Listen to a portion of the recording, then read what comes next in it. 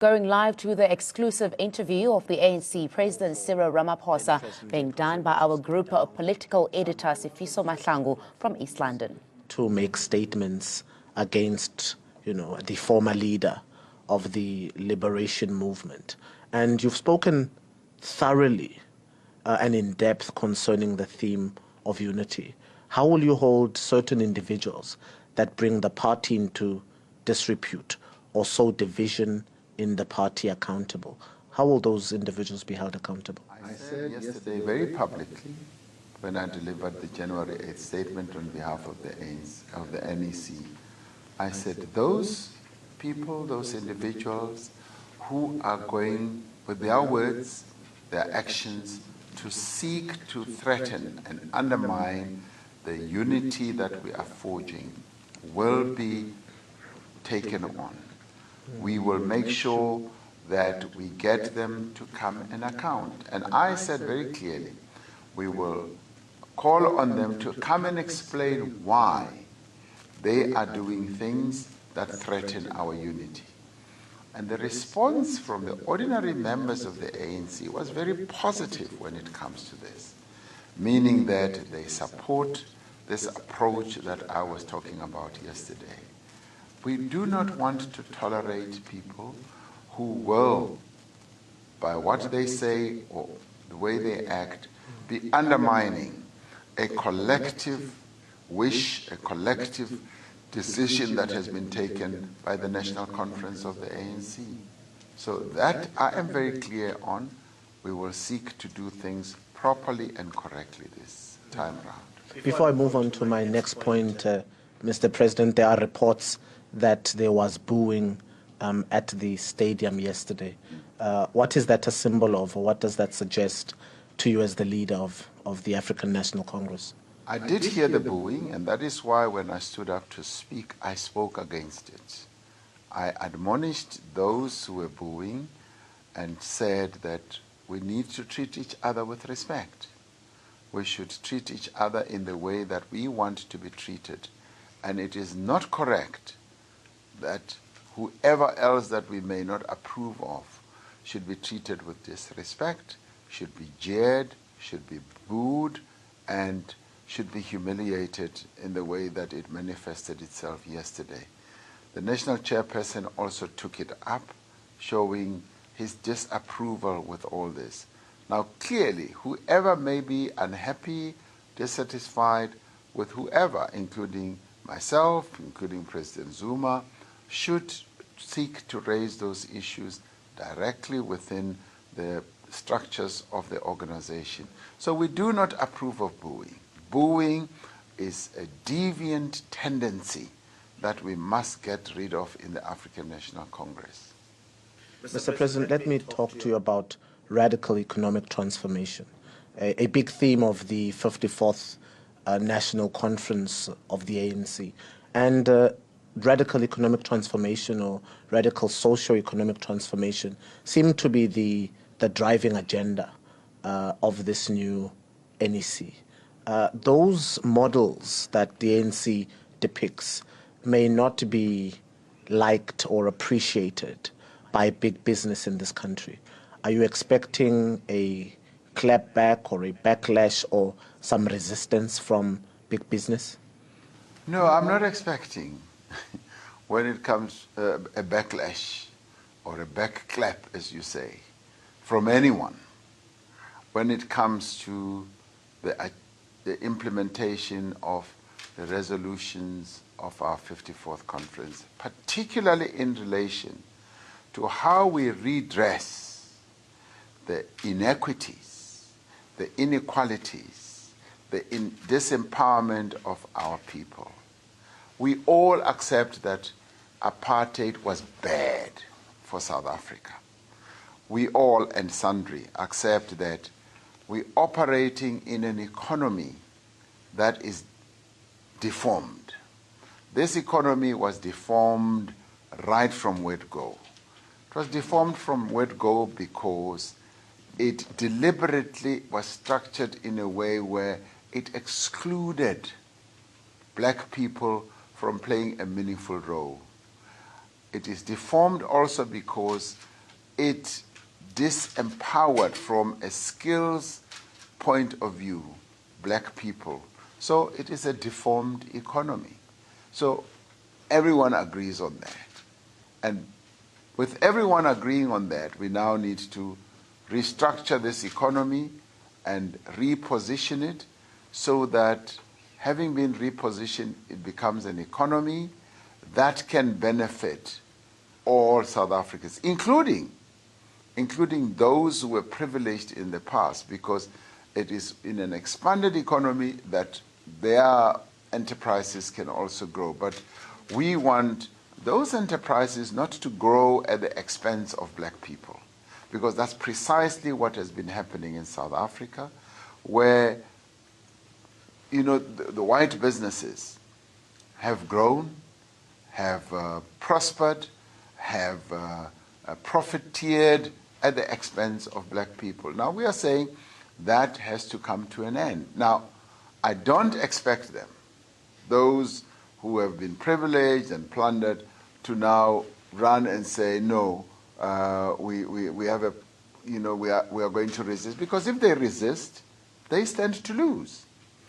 The important thing that they should do is to say, we want to work with you. The invitation to them, as I clearly stated in the statement yesterday, is that come work with us. We want a social compact, and we want to work with everyone. And who's that everyone? Is black business, white business, labor, communities, and government. We all get together, work together to advance the interests of the people who've been disempowered.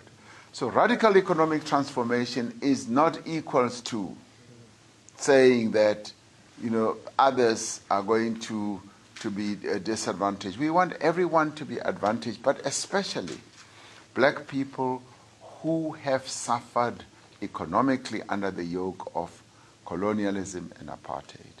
So if they want to resist, they are going to be rendered completely irrelevant. They are going to lose out.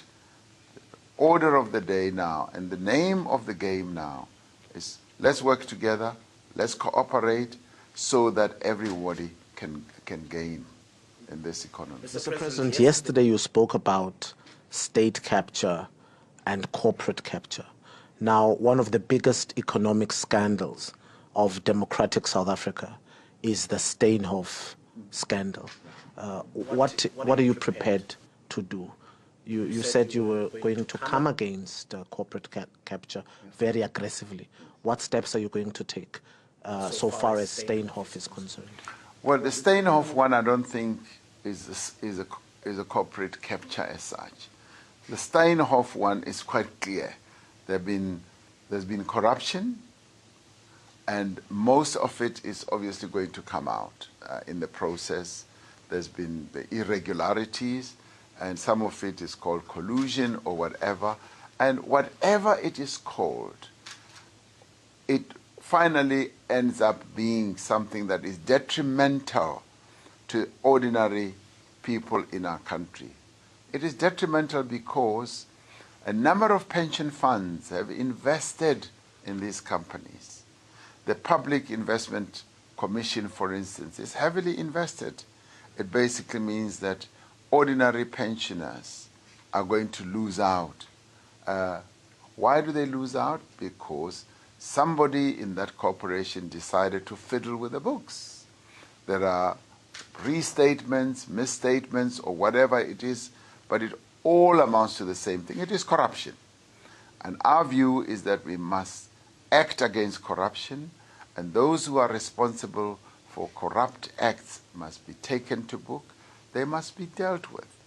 We need to inculcate in the body politic of this country that when you do something that militates against our laws, against our rule of law, against our standards and norms, you've got to present yourself to be accountable.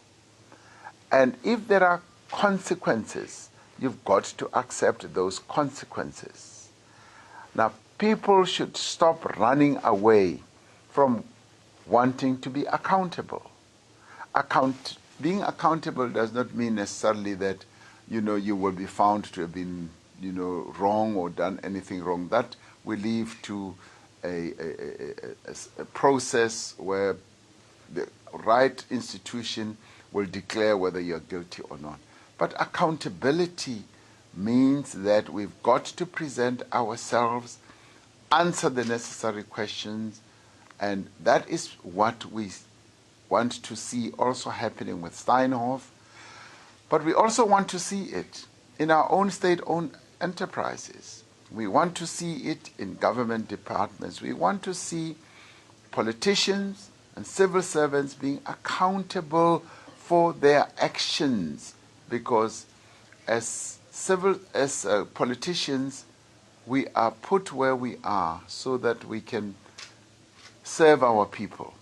And if in the course of serving our people, we then start serving ourselves, our own families, our own pockets, it is wrong, and we must be made accountable for that. One of the interesting things you spoke about yesterday was the ownership of the Reserve Bank. And that has been the talking point of organizations in this country for a long time, to say the Reserve Bank is not even owned by South Africans. And I think that was a valid point. But it has no time frame to it, Mr. President. And some may be critical to say a speech that does not give time frames to when things will be done will perhaps not be added to, or it will not happen. Can you give us some time frames on when that work will begin? Well, speeches, like January 8 speeches, never really give time frame. What they address is the intent, the principles, and the rest of that is then left to those who should implement. What we have clearly said is that we would, as the conference decided, we want the central bank or the Reserve Bank to be in the ownership of the people of South Africa. There's nothing wrong with that. And anybody who is really against that is against, the usual trend, because central banks in many parts of the world are owned by the government or the people. There are a few countries where they are owned by either jointly by the people and the government and the private sector. But our conference has decided that it should be centrally owned. Now, we want that to happen quickly. There are processes that we need to embark on, and there are ways in which this should be done to give a time frame, and to fall short of that time frame will be foolhardy. It is best to say, this is our clear intent, and when it happens, as it happens, then it will be announced. But you can be rest assured that this is what we want to see happening. As your organization turns 106 years old, it is the oldest liberation movement in Africa.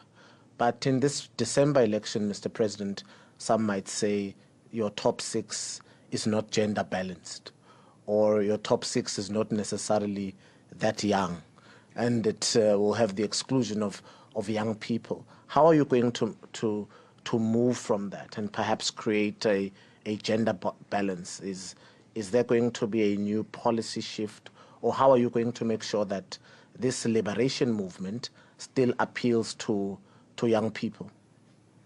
Well, the gender balance is something I have spoken about. I think we have gone backwards. We used to have 2 women who are represented in the top 6, and we had hoped that the same would obtain, but in the end it did not happen. And that is the wishes of the membership of the ANC, which I, as president, must respect. But at the same time, I will continue to advocate that it is important for us to have good representation, not only of gender, but of youth or of age, even in the top 6. And it's a process, it's something that we will continue to work about. And as it is now, we're going to be raising the level of consciousness to our membership about the need to make sure that even in the top 6, there needs to be proper gender distribution as well as age distribution. You can't just do it mechanically. You can't just decree that, you know, we want 3 people who are 16-year-old, elect them. You can't decree. You've got to take it as a process, and as a process of growth within the African National Congress, and level of understanding, and deepen it so that when it finally does, you know, come to the stage of electing people, that is heeded. Unfortunately, it is democracy. It's not like dictatorship, because if it was, we would have picked and chosen whoever we wanted so that we can have the objective that you would have been very happy about. But so it goes, and we must therefore accept what we are given, hoping that we will improve on it. Let's talk for a minute about the Judicial Commission of Inquiry. President Jacob Zuma has announced that Judicial Commission of Inquiry, and there seems to be a fight of the public protectors. The current public protector is saying the terms of reference are right to be extended back to 1994, but the former public protector is saying that would need another inquiry altogether. What is the ANC's response to that? Well, the ANC National Conference decided that, one, a commission of inquiry must be set up, and it must be based on the public protector's findings. So that clarifies the matter as far as the ANC is concerned. But we also should say that clearly those who are saying that there were certain things that happened in the past which could amount to state capture also need to be looked at, fair and good. So we need to then say, how do we look at that? Now, the current situation was given rise to by clear allegations, allegations that were pinpointed, with witnesses that were identified, with actors that were clearly identified, as well as would be, if you like, perpetrators. All those were clearly delineated, clearly identified, and so therefore it is important that you should look at that as a given case of state capture and look at that very, very closely. And that should give you a particular time frame. Now, going back to, others are saying go back to 1652. Others are saying go back to 1948. Investigate Jan van Riebeeck. Yes, there are some who are suggesting that. Others are saying go back to 1994. Well and good, because, I mean, this thing of state capture, by the way, is not unique to South Africa. It happens all over the world, where certain entities, including the private sector, just see an opportunity and go in and capture the state. So it is possible, and I think there could well be evidence of a state capture type of situation from 1994, 1948, even 1652. I'm a student in history, and I know that, yes, there could well be from 1652. But that has to be a separate process. It cannot be collapsed into this process, because if you do, imagine if you go back to 1652, 1948, and 1994, you're going to be involved in a commission for the next 5 years. And yet this one, you've got the documentation, you've got the witnesses, you've got the actors right now, and investigate that, finish that. If you want to do 1994, start another process. 1652, start another process. I'll tell you where this question springs out of, Mr. President. At a press briefing in Luthuli House, the former SG of the ANC, Mr. Gwede Mandashe, announced that the ANC NEC had decided that the Judicial Commission of Inquiry would look at state capture from as far back as 1994. However, it sounds now like the goalposts have shifted from what Mr. Mantashe said. Well, the National Conference has said the commission must be set up and based on the decisions of the public protector. And so, therefore, that answers that. But having said that, does not mean that doing the other one, the two are mutually exclusive. It basically means that you could, in the end, have process that are mutually sort of complementary, but that should be focusing on what needs to be addressed. The one can address another phase, and the other one can address another phase. And this is not the first time that something like this would have happened, where a commission says, we will focus on this and issue a report, we will focus on the other and issue a report. So it's not something new. My closing question to you, Mr. President. The President of the United States of America, Mr. Donald Trump, has said offensive things against African countries. As president of the biggest party in this country, how do you respond to that? Well, I think what Mr. Trump is alleged to have said was really, really derogatory of people who live on this continent, who live in Haiti, and who live in Panama, the three areas that he referred to. It is hugely offensive. And Mr. Trump's statement really just demonstrates precisely the type of leader that he is. A leader should not be casting aspersions about countries where other people live and casting negative aspersions against those countries. Many of us, whatever we may think of the United States, would never be as insulting, as derogatory, and as offensive as he has been about the United States. Because there are people who live there, and one needs to give due respect to people, and that is a basic tenet of humanity, that we need to be respecting one another, whatever we may think of them as people, and that's what one expects of leaders around the world. And no doubt, that is why there's been so much widespread condemnation. So as the African National Congress, we say it is most unfortunate that President Trump has been heard to have made such offensive statements. We know that South Africa is not a sinkhole. We know that South Africa is the home of 55 million people. I don't think he said sinkhole, but anyway. Sinkhole. Yeah. Yes, he said the other. Yeah. He said maybe. He said much worse. He said that. Yeah, he said that. Yes. And we are not. We are a country of 55 million people who see their country as a great country. So we are not a shithole. We are South Africa, and we are proud of who we are, and we are proud of our country.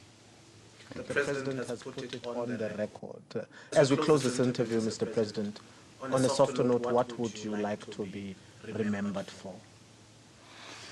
Well, I'm not about to die, am I?